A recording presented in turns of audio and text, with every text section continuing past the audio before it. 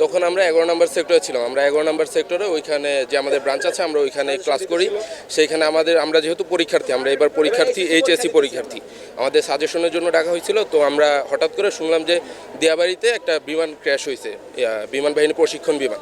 তো এটা শুনে আমরা এখানে আসছি, এসে দেখলাম যে আশেপাশে যত লোকাল যারা আছে সবাই আসছে এসে, এবং টিচাররা যারা আসছে, আমাদের স্কুল কলেজে যারা কর্মীরা আছে সবাই তাদের উদ্ধারের জন্য দৌড়াদৌড়ি করতেছে, যতটুকু স্টুডেন্ট পারতেছে বের করার জন্য তারা বের করতেছে। এবং আমরাও তখন আমার ড্রেস পরা ছিল, আমরা ড্রেসে ধরাধরি করে সবাইকে বের করলাম। তখন আর্মি আসলো এবং ফায়ার সার্ভিস ওরা আসলো, এসে ওদেরকে সবাইকে অ্যাম্বুলেন্সে করে নিয়ে গেল।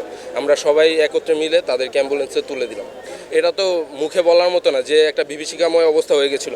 আপনারা এখানে দেখতে পারবেন যে দুইটা সেকশন পুরা জ্বলে গেছে। একটা সেকশন কখন জ্বলে, যখন আগুন একদম ভিতরে ঢুকে গেছে, পুরা সেকশনে কিচ্ছু দেখা যাচ্ছে না। মানে ওই দুই সেকশনে কোনো স্টুডেন্ট যে বেঁচে আছে এটা বলার মতো না। প্রত্যেকটা সেকশনে আমাদের মাইলস্টোনের নিয়ম হলো যে আমরা মিনিমাম 30 জন থেকে 40 থেকে 45 জন, মিনিমাম যদি আমরা 30 জনও ধরি, দুইটা সেকশনে মিনিমাম 60 জন ছিল। এই দুই সেকশনে 60 জনের মধ্যে 10 জন বেঁচে আছে নাকি এটাও সন্দেহ। 60 জনের যে অবস্থা দেখতেছেন, আপনারা যদি ওইখানে ফুটেজ নেন, দুইটা রুম দেখেন একদম অন্ধকার হয়ে গেছে। এটা তো বলার মতো না।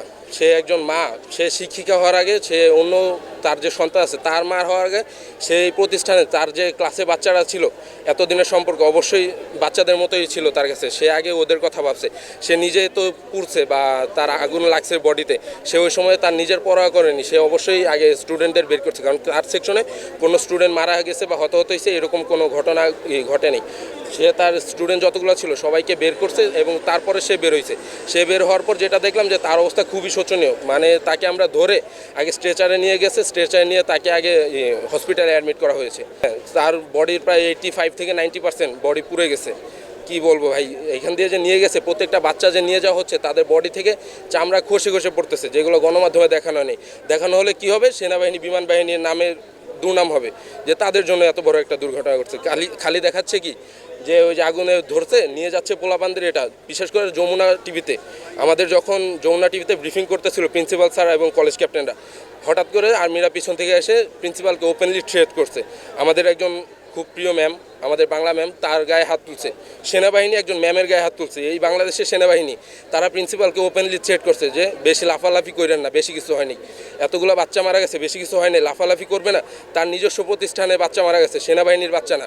একজন প্রিন্সিপালের প্রতিষ্ঠানের স্টুডেন্ট মানে কি তার নিজের বাচ্চার মতো, তার বাচ্চা মারা গেছে, সে লাফালাফি করবে না? সে কি বলবে না কি হয়েছে? সে কি ধামাচাপা দিবে নাকি সে সেনাবাহিনীরটা খায়?